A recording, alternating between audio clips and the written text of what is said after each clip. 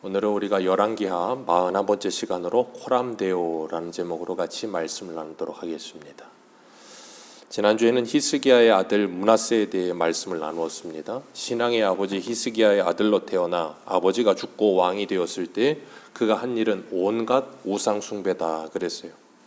그런 므낫세를 하나님께서 바벨론이라고 하는 풀무에 집어넣으시고 그리고 거기에서 그를 낮추셨어요. 그리고 그 마음이 교만하였던 마음이 낮춰지고 그 아버지 히스기야가 섬기던 하나님께 그가 기도하였을 때 하나님께서 그 기도를 들으시고 그를 예루살렘의 왕으로 다시 회복시켜 주셨습니다. 그리고 우리가 열왕기 하에는 나오지 않지만 역대 하에 보면 32장에 하나님께서 그에 대해서 말씀하시기를 그가 그때서야 여호와께서 하나님이신 줄을 알았더라 그랬어요. 그제서야. 언제요? 바벨론에 갔다가 와서야. 인생의 큰 굴곡을 한번 겪고 나서야. 인생의 풀무의 맛을 보고 나서야. 이 바벨론 왕이었던 느부갓네살 왕도 그가 자기 스스로가 무엇인가 굉장히 잘해서 이 제국을 일으킨 줄 알았었는데 하나님께서 7년 동안이나 그를 천둥 벌구덩이처럼 짐승들과 같이 지나게 하시다가 그를 다시 회복시키셨을 때 그 느부갓네살이 이 세상을 주관하시는 분이 있구나. 다니엘이 바라던 그 하나님이 정말 이 세상을 주관하시는 분이구나 하는 것을 알았다 그랬어요. 그런 것처럼 우리들도 우리의 인생 속에서 므낫세와 같이 느부갓네살과 같이 인생의 큰 한 굴곡을 넘을 때 사람이 변화가 일어나요. 세상의 사람들도 그렇잖아요. 어떻게 갑자기 큰 병이 걸렸었던가 아니면 사업이 잘 되다가 한순간에 몰락했다던가 아니면 어떤 큰 풍파를 만났다던가 그런 게 사람을 변화시키는 이유는 그 전과는 생각지도 못했던 것들을 생각하게 되거든요. 그 전에는 아무렇지도 않게 생각하던 것들을 그 다음에 그런 일을 겪고 나서 이런 일이 왜 일어났는가, 내 인생은 왜 이래야 되는가부터 해서 오만한 생각을 빠져들다 보면 사람이 그 전에 보지 않고 생각하지 못했던 것들을 생각하고 보게 되는 거예요. 그래서 예수를 믿지 않는 사람이라 할지라도 세상 가운데서 큰 어려움을 만나면 사람이 변해요. 그리고 예수를 믿는 사람이라면 인생의 큰 굴곡을 통해서 그 인생이 진짜 변화가 일어나고 진짜 하나님을 만나게 되고 그리고 나면 그 인생이 달라지죠. 마치 창세기에 에녹이 65세에 무드셀라를 낳았잖아요. 그리고 무드셀라를 낳고 에녹이 300년 동안을 하나님과 동행하였다 그랬어요. 에녹에 대해 기록이 굉장히 길지 않아요. 그런데 65년 동안은 그가 그냥 살았어요. 그런데 무드셀라를 낳고 하나님께서 그때 무슨 일이 있었는지 모르겠지만 그 에녹이 분명히 무엇인가 하나님의 사인을 받은 거예요. 그리고 나니까 뭐예요? 300년 동안 하나님과 동행해요. 우리에게도 그런 하나님의 은혜가 임한 줄로 믿습니다. 하나님께서 그제서야 므낫세가 하나님을 알게 되어지고 그래서 이스라엘 백성들 나라 전체를 꿰어서 우상 숭배하던 그 므낫세가 이제는 뭐예요? 정신 차리고 그 노년에 정신을 차리고 백성들을 다시금 이끌어서 하나님을 섬기는 일에 앞장서면서 백성들을 주님께로 이끌어요. 그런데 문제는 오늘 그 아들이 문제예요. 이 므낫세가 그 아들을 낳았는데 그 아들이 22세 청년이잖아요. 아주 혈거방장할 때 22살에 왕이 됐다 그랬어요. 그런데 이 아몬에 대해서 오늘 본문에는 20절과 21절에 그 아버지를 닮았다 그렇게 말을 하는데 역대하에 가면 33장 23절에 아몬에 대해 이렇게 말합니다. 이 아몬이 그의 아버지 므낫세가 스스로 겸손함과 같이 여호와 앞에서 스스로 겸손하지 아니하고 더욱 범죄하였더니 여기 중요한 단어 하나가 나오는데 그 아버지보다 더욱 범죄하였다. 제가 지난주에 말씀을 드릴 때 므낫세는 남유다의 왕들 20명 중에 가장 길게 왕을 했다 그랬어요. 아마 남유다 북이스라엘을 통틀어서 가장 오래 한 사람이 므낫세일 거예요. 55년이나 왕을 했거든요. 그리고 그 아들 아몬은 22살에 왕이 됐다 그랬어요. 22살에 왕이 됐는데 오늘 19절 다시 한번 읽습니다. 시작.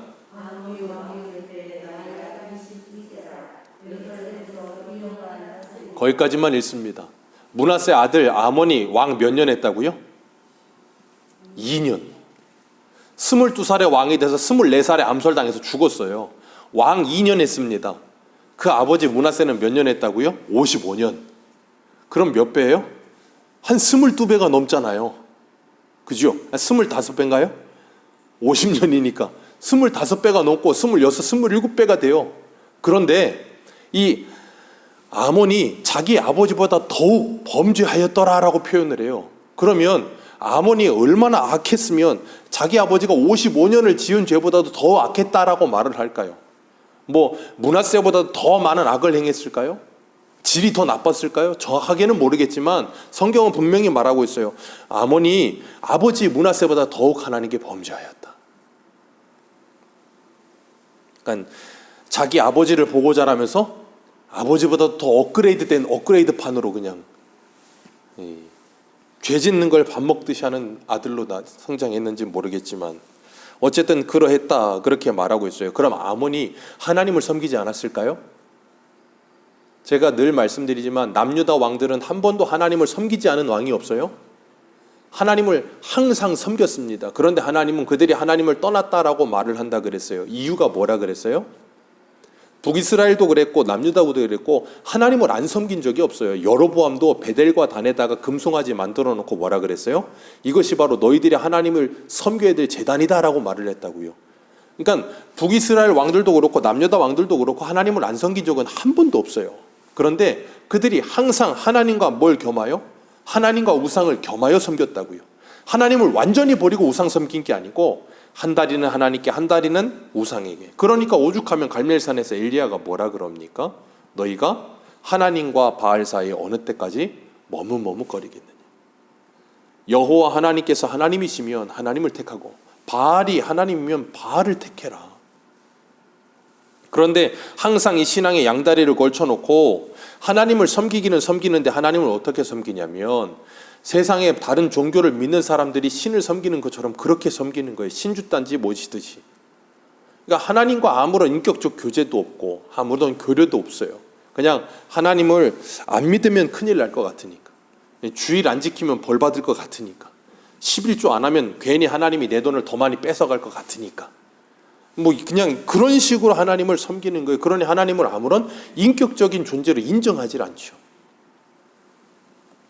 그러니까 오늘날도 얼마든지 교회 다니고 하나님을 믿는다고 말을 하고 예수님을 믿는다고 말을 하면서도 하나님과 아무런 상관없는 삶을 사는 사람들, 하나님의 말씀과도 아무런 상관이 없는 삶을 사는 사람들, 주일날 교회 옵니다. 예배를 드려요.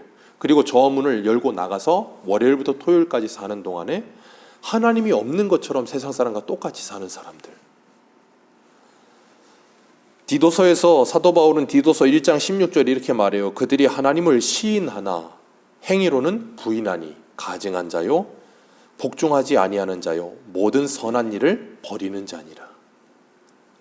하나님을 섬긴다고 말은 해요. 하나님이 있다고 말을 합니다. 나는 하나님을 믿는다고 말도 해요. 근데 그 생활은 하나님이 없는 생활을 해요. 그러니 교회 와서 예배를 드리고 예배 끝나면 세상 사람과 똑같이 살고 그런 모습을 하나님이 바라보시면서 얼마나 가증하다 그러시겠어요. 하나님의 보시기에 얼마나 악하다 하시겠습니까? 그러니까 하나님께서 우리를 바라보실 때 어떠실까? 하나님께서 우리들을 지금 살아 역사하시며 지켜보고 계신다라는 생각을 가지고 있는가? 그걸 좀 유식한 말로 코람데오, 히브리 말로 그러는데 하나님 앞에서 신 앞에서 신전의식, 하나님이 나를 지금 지켜보고 계신다라는 인식을 가지고 산다 그 말이에요. 그런 인식을 가지고 살아간다면 우리의 생활은 우리가 그동안 살아왔던 삶과는 정반대, 전혀 다른 삶을 살게 되겠죠. 이 세상에서도 그렇잖아요. 요즘 교통법규 바뀌어가지고 우회전 그냥 하면 잡혀간대요. 벌금 문대요. 우회전할 때도 멈춰 있다가 사람이 있는지 없는지 확인하고 잠시 멈췄다 가야 된대요. 바뀌었어요. 그리고 이 사거리마다 항상 뭐가 있어요? CCTV가 있기 때문에 항상 신호 위반 모든 거 다 잡힙니다. 그래서 사람들이 카메라 있는 데서는 어떻게 해요? 어떻게든 속도도 줄이고 뭐 하고 다 지키려고 애를 써요. 그 전에 카메라 없으면 어떻게 해요? 질풍노도죠. 그냥 막 살아요. 우리가 카메라만 하나 나를 찍고 있어도 우리의 행동이 변해요. 경찰 한 사람만 저기 서 있어도 우리의 행동이 변한다고요. 그런데 하나님이 지금 나를 지켜보신다면 우리가 어떻게 안 변하겠어요? 그러니까 하나님이 나를 지켜보고 계신다라는 생각을 잘 안 하기 때문에, 하나님의 따가운 시선이 우리에게 느껴지지 않기 때문에 우리가 어떻게 해요? 막 사는 거예요. 우리 한국 사람들은 다른 나라 사람들에 비해서 남들의 시선을 굉장히 중요하게 여깁니다. 이 약간 선비적인 마인드가 있는 건지 모르겠는데 어쨌든 남 시선을 엄청나게 신경을 써요. 그래서 어디를 나갈 때도 뭐예요? 아무렇게나 안 입고 나갑니다. 어떻게든 최대한 갖춰 입고 화장도 하고 다 하고 나가요. 왜? 남들이 보니까. 근데 참 신기한 건 나는 남들이 나를 보고 있다고 생각하지만 아무도 안 봐요. 이 세상은 우리가 생각하는 것처럼 나에게 그렇게 관심이 없어요. 근데 우리는 굉장히 나에게 관심이 있는 줄 알아요. 그러다 보니까 굉장히 꾸미고 최소한의 체면 치레를 해야 되고 뭘 할 때도 남들의 눈을 의식하고 그런 거 굉장히 많이 해요. 유럽 사람들이나 외국 사람들에 비해서 그게 우리나라 사람들이 굉장히 강하거든요. 그게 우리나라 사람들의 신앙의 강점인 거예요. 그게 부끄러운 게 아니고 그게 강점이 될 수 있어요. 왜냐하면 그렇게 사람의 눈을 의식하는 그 의식이 하나님이 나를 지켜보고 계신다는 의식으로 바뀌기만 하면 되는 거예요. 하나님이 나를 지켜보고 계신 데가 이렇게 되겠나? 그런 생각을 갖는 거예요. 일상 속에서. 그럴 수만 있다면 얼마나 멋있겠어요. 그리고 하나님이 나를 지금 지켜보고 계신다는 인식이 가질 수만 있다면 하나님이 이걸 기뻐하실까? 하나님이 이것을 기뻐하지 않으실까? 그런 걸 한번 생각해 보지 않겠습니까? 내가 어떤 선택을 하는 데 있어서도 이 선택이 정말 하나님께 영광이 될까? 하나님께 영광이 되지 않을까를 생각할 수만 있다면. 그러니까 요즘 그래서 그런 거 많이 한다 그러잖아요. 큰 교회들 보면 무슨 큐티도 하고 신앙 일기도 쓴다고 하고 뭐 여러 가지 것들을 한다고 하는데 그런 것들을 왜 하냐면 내가 하나님과 지금 함께하고 있다는 것에 대한 인식을 잊어버리지 않고 자꾸 리마인드하게 하기 위해서 그런 거 하는 거예요. 그러니까 제가 그랬잖아요. 우리가 기도 하루에 5번만 합시다 그랬잖아요. 밥 먹을 때, 아침, 점심, 저녁 먹을 때, 아침에 일어날 때, 밤에 잠자기 전에 기도하면서 뭘 해요? 지금 하나님이 나와 함께하고 계신다라는 인식을 잊어버리지 않고 살기 위해서 그 유치원 애들처럼 기도 5번 횟수 채우자는 게 아니고 하나님이 지금 나를 지켜보고 계시고 나와 지금 함께하고 계신다는 인식을 가지고 산다면 CCTV만 나를 쳐다보고 있어도 내가 바뀌는데 어떻게 안 바뀌겠어요? 안 바뀐다면 그건 그냥 하나님을 모르거나 안 믿는 거예요. 그러니까 오늘 본문에 보면 오늘 본문 20절을 같이 한번 읽습니다. 20절입니다. 시작.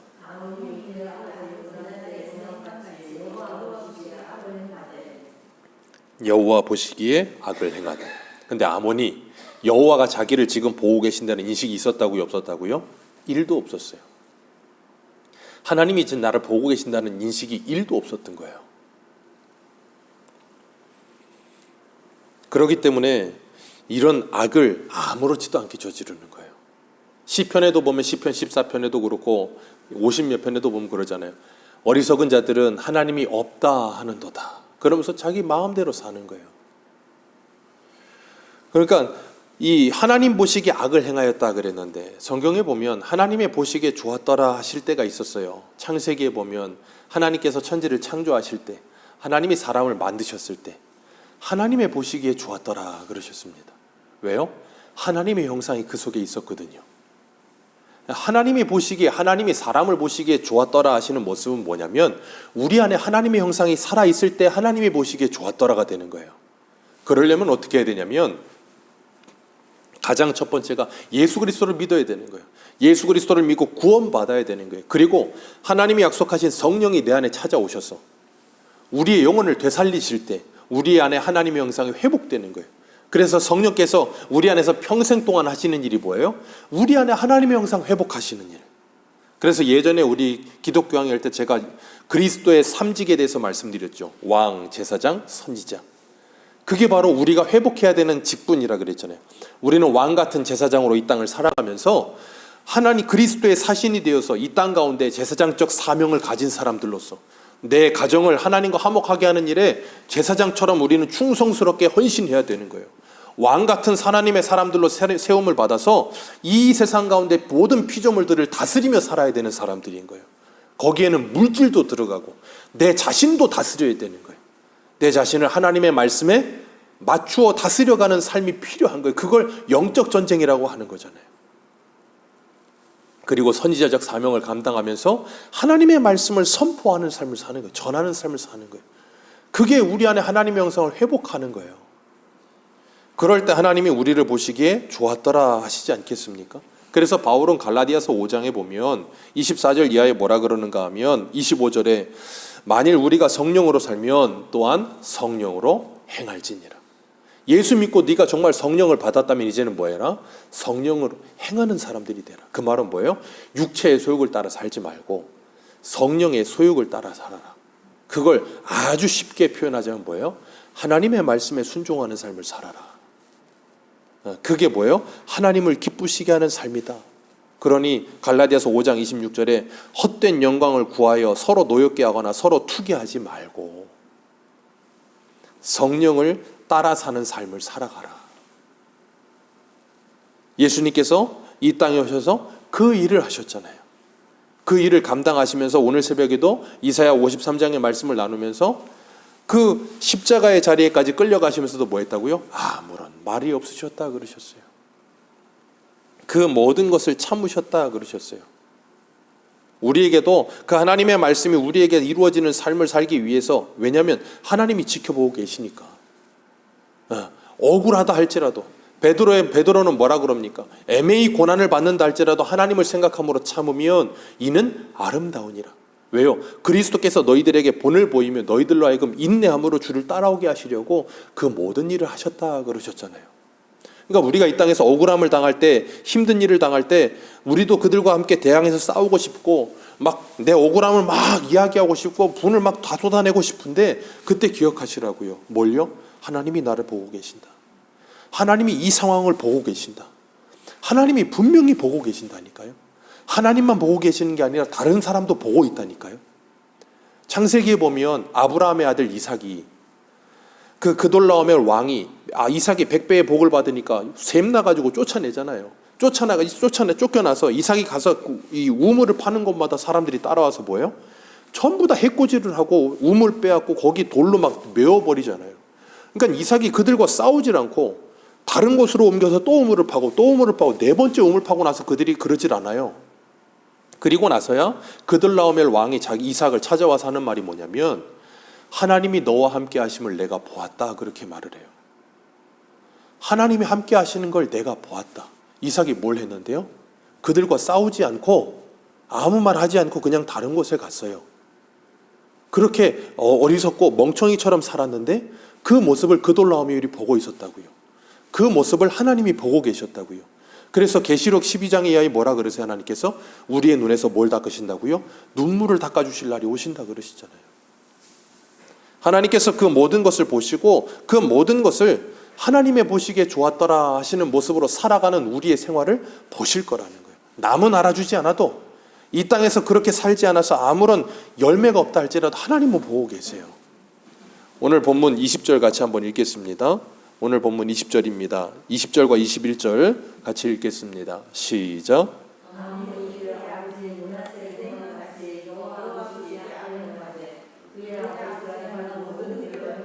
그의 아버지가 섬기던 우상을 섬겨 그것들에게 그의 아버지 므낫세 행함같이 여호와 보시기에 악을 행하고 그리고 그 아버지 므낫세 행함같이 여호와 보시기에 그 아버지가 행한 모든 길로 행하여. 여기서 두 번이나 반복되는 게 뭐예요? 므낫세 행함을 아몬이 어려서부터 다 보고 자랐다. 아몬이 행하는 모든 악행은 누구를 그대로 카피해서 한 일이라고요? 자기 아버지를 그대로 카피하여 한 일이라. 그러니까 자녀들은 부모의 가르치는 말에 변하는 게 아니라 부모의 뒷모습을 보고 자란다고 하잖아요. 부모들이 행한 대로 그대로 따라 살아요. 그걸 가르치지 않았는데 그냥 자연스럽게 보고 배워 자라는 거예요. 그냥. 므낫세가 그 말년에 바벨론에 가서 하나님이 그를 회복시켜내시고 그제서야 그가 돌이켜져서 헵시바 같은 삶을 살았던 것처럼 그렇게 변하기는 했지만 문제는 그가 젊을 때 그 인생의 가장 황금기와 같았던 시절에 그리고 아몬 낳고 나서 그 아몬이 자라날 때 그 므낫세는 뭘 했다고요? 온갖 악행을 행하고 온갖 우상 숭배를 하고 어려서부터 그 자녀가 그걸 그대로 보고 자랐고 신명기 우리 한 군데만 보겠습니다. 신명기 6장을 한번 볼까요? 신명기 6장 5절.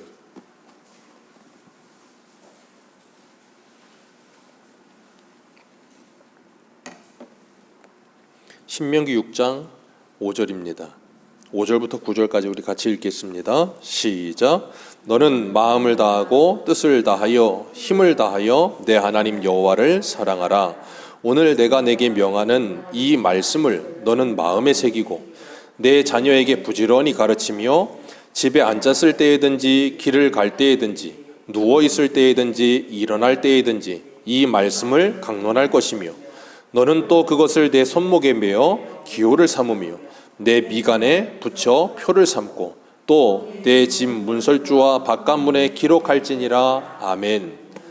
하나님께서 쉐마 이스라엘 그러면서 이스라엘아 들어라 라고 말씀하시면서 자녀 교육에 대해 말씀하세요. 그런데 하나님께서 자녀 교육에 대해서 말씀하시기 이전에 하나님은 분명하게 뭘 말씀하시냐면 그 부모 세대에게 먼저 말씀하세요. 부모 세대에게 너는 마음을 다하고 뜻을 다하고 힘을 다하여 내 하나님 여호와를 사랑해라. 그리고 네가 먼저 이 말씀을 네 마음에 새겨라. 하나님을 내 전심을 다하여 사랑하고 하나님의 말씀을 내 마음에 새기지 않은 부모는 절대로 자녀를 부지런히 가르칠 수 없다예요. 근데 우리는 이 말씀 들으면 자녀를 말씀으로 가르쳐야 된다라고만 생각하는데 그게 아니고 먼저 부모가 그런 사람이 되어 있어야 자녀를 부지런히 가르칠 수 있다는 거예요.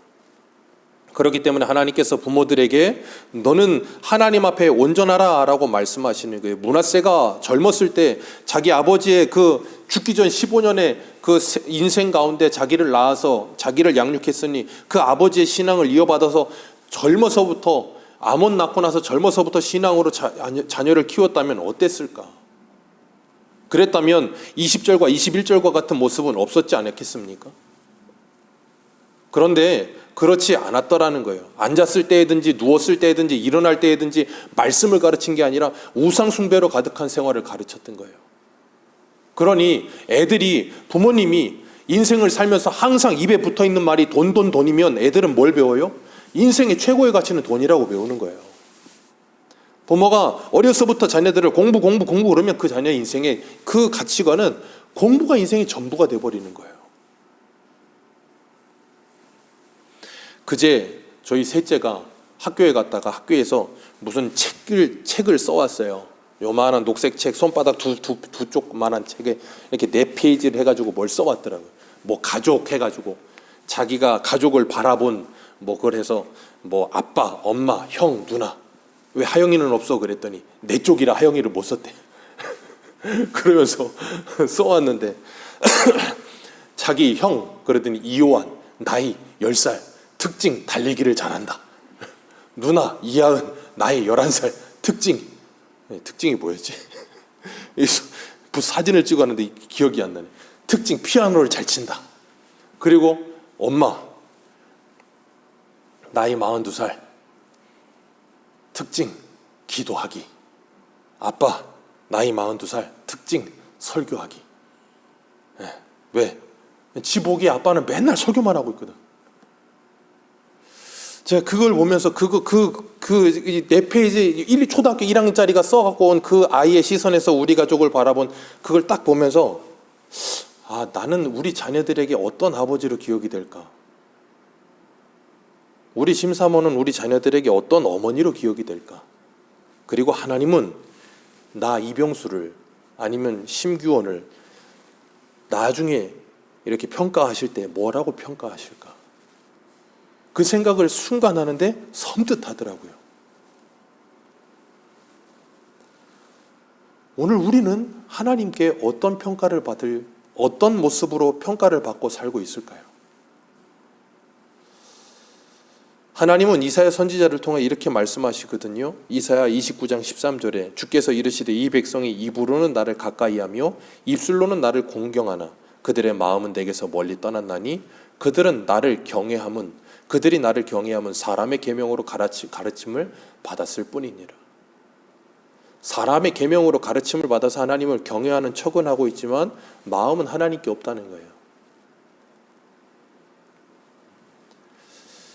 하나님을 진실로 믿는다면 그 사람의 생활과 삶의 방향성, 그 사람의 인생의 목적, 인생의 기준 자체가 바뀌어 있다는 거예요. 그래서 그 사람을 보면, 그 사람의 생활을 보면, 그 사람의 말을 들어보면, 그 사람이 뭔가를 선택할 때 선택의 기준을 보면 그 사람의 신앙이 그대로 드러나는 거예요.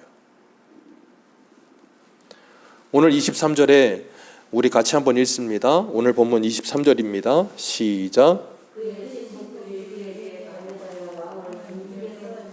아멘.